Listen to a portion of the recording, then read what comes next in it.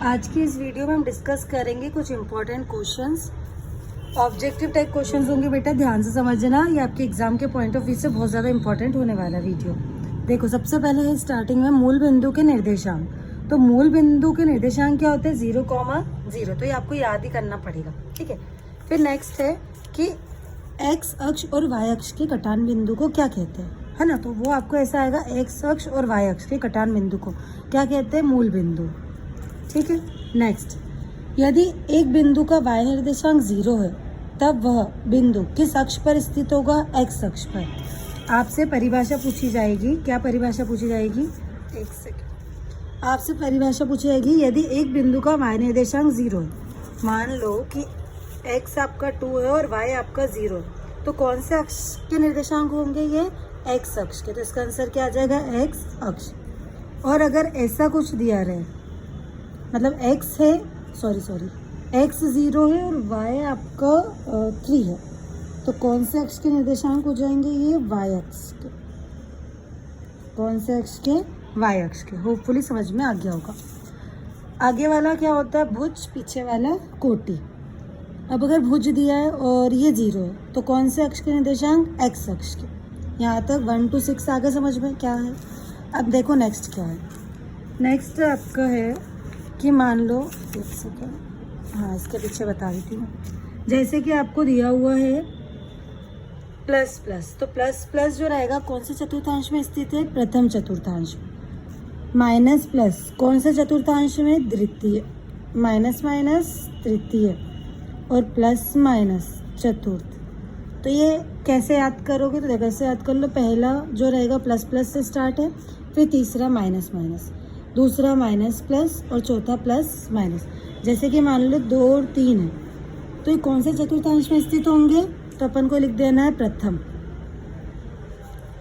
और अगर ये -3 और -3 आ जाए तो कौन से चतुर्थांश में? तृतीय। बस ऐसे ही लिखना है, ठीक है। ये आपका ऐसा बड़े में ऐसा आता है लिखा हुआ, जैसे कि ऐसा आ जाएगा 2,3, -3,3, 0,4। तो इसको भी दोनों को प्लस प्लस ही लेंगे अपन, ठीक बेटा। तो इनको ऐसे करके प्रॉपर नीचे करके ऐसे लिखना है। नेक्स्ट आ जाओ, चतुर्थांश किससे कहते हैं? तो कार्तीय तल को कैसे?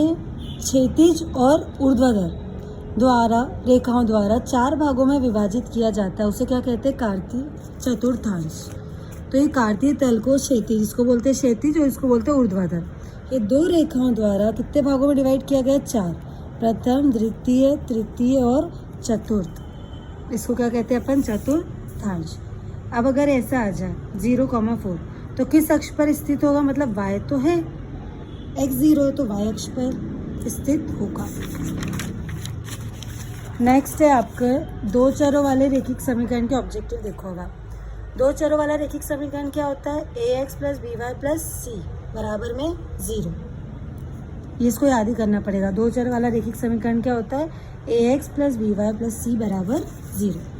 उसके बाद सेकेंड देखो, यदि 2x - 3 = 5 है, तो हमें किसका मान ज्ञात करना है? x का। और यहाँ ऑप्शन लिखे रहेंगे 4, 5, 2 और 1। इस पर 1 पे टिक लगाना। तो अपन को किसका मान ज्ञात करना है? x का। तो अपन यहाँ रफ में करके देखेंगे। हमें वैल्यू किसकी निकालनी है? x की। तो उसको उठा के यहाँ रखो, बराबर में क्या है? 5। माइनस का 3 इधर गया तो प्लस का 3, तो 2x ऐसा कैसा? 5 और 3 कितने हो जाएंगे? 8। तो x बराबर 8/2। 2 से कैंसिल हो गया, तो x बराबर कितना आ गया बेटा? 4। आया समझ में? तो इसका आंसर क्या आ जाएगा? 4। नेक्स्ट, 2 संख्याओं का योग 25 है और उनका अंतर 5 है, और ऑप्शन दिया रहेगा तो वो ऑप्शन से करना। आप इसको ऐसे भी कर सकते हो। 2 संख्याओं का योग मतलब पहली संख्या x, दूसरी संख्या y, इनका योग कितना दिया है? 25। इनके अंतर की बात चल रही है, मतलब माइनस y। अंतर कितना दिया हुआ है? 5। कैंसिल कर दो, माइनस का प्लस का कैंसिल हो गया। x और x कितने हो गए? 2x। 25 और 5 30। यहाँ से किसकी वैल्यू निकालनी है? x की। तो x की वैल्यू हो जाएगी 30/2। तो कितना आ गया? 15। अब इस x की वैल्यू को यहाँ रख दो तो y की वैल्यू आ जाएगी। तो इसका आंसर क्या हो जाएगा? 15 और 10। नेक्स्ट, समीकरण 2x + 5 = 0 में कितने चर है? 1। ये देखो 1 चर है ना। y अक्ष का समीकरण क्या होगा? y अक्ष का समीकरण देखो, y तो रहेगा लेकिन x क्या हो जाएगा 0। ठीक, x अक्ष का समीकरण बोलता तो x तो रहता कुछ ना कुछ, y हो जाता 0। रैखिक समीकरण में चर राशि की उच्चतम घात कितनी होती है 1, क्योंकि रैखिक समीकरण पता ही जिसकी 1 हो। इसको क्या करना है, मानक रूप में लिखना है। जैसे कि लिखा हुआ है x बराबर 3y, तो मानक रूप है क्या, अभी नहीं है। प्लस का 3y इधर आएगा तो किसका हो जाएगा माइनस का 3y बराबर में 0, हो गया मानक रूप।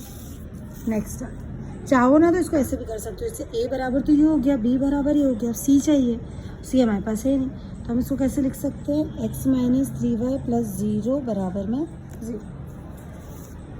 y equals to 3x plus 5k कैसे हल हो सकते हैं, अपरिमित रूप से अनेक हल हो सकते हैं, अनेक हल, क्योंकि हम x की जगह कुछ भी रख सकते हैं, 0 1 2 3, इसके लिए इसके अनेक हल हो सकते हैं।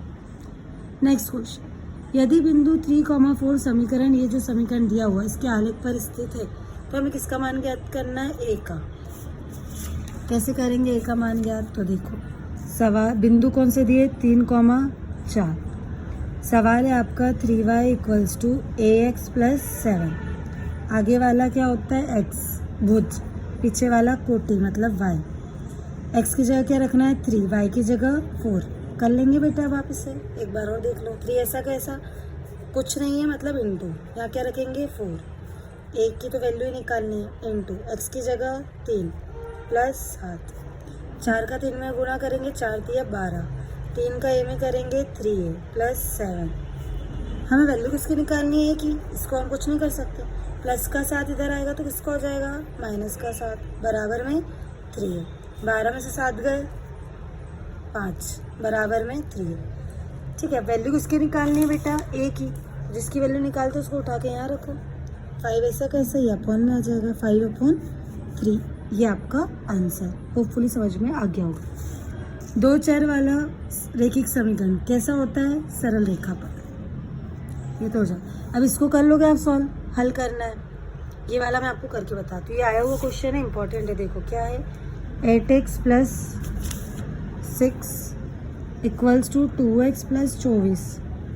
हमें वैल्यू किसकी निकालनी है, x की, ये 8 है, प्लस का 2x इधर आएगा तो किसका हो जाएगा बेटा माइनस का 2x, ऐसा कर दो। 24 ऐसा कैसा, प्लस का 6 इधर गया तो माइनस का 6, 8 में से 2 गए तो 6, 24 में से 6 गए तो कितने बचे, नहीं आ रहा, करके देख लो, 14 हो गए, ये 1 हो गया, 8 और ये 18। वैल्यू किसकी निकालनी है, x की, जिसकी वैल्यू निकालते हैं उसको इक्वल्स टू के यहाँ रखते हैं, 18 ऐसा कैसा, अपॉन में 6, 6 3 18, तो x की वैल्यू कितनी आ गई 3। आए समझ में। नेक्स्ट देखो, एक संख्या एवं उसके दुगने का योग 27 है। एक संख्या मतलब कि माना कोई संख्या x, ये लिखा हुआ है, और उसका योग दुगने का योग, इसका दुगना बोल रहा है तो इसका दुगना कर दो 2x, इसका योग मतलब x प्लस 2y कितना बोल रहे हैं 27, खत्म। दूसरी संख्या अपन मानेंगे y, है ना, ऐसा होगा। किसी संख्या का 3 गुना उसके दुगने से 5 अधिक है, हो जाएगा इसी के जैसा। होपफुली आपको समझ में आ गए होंगे।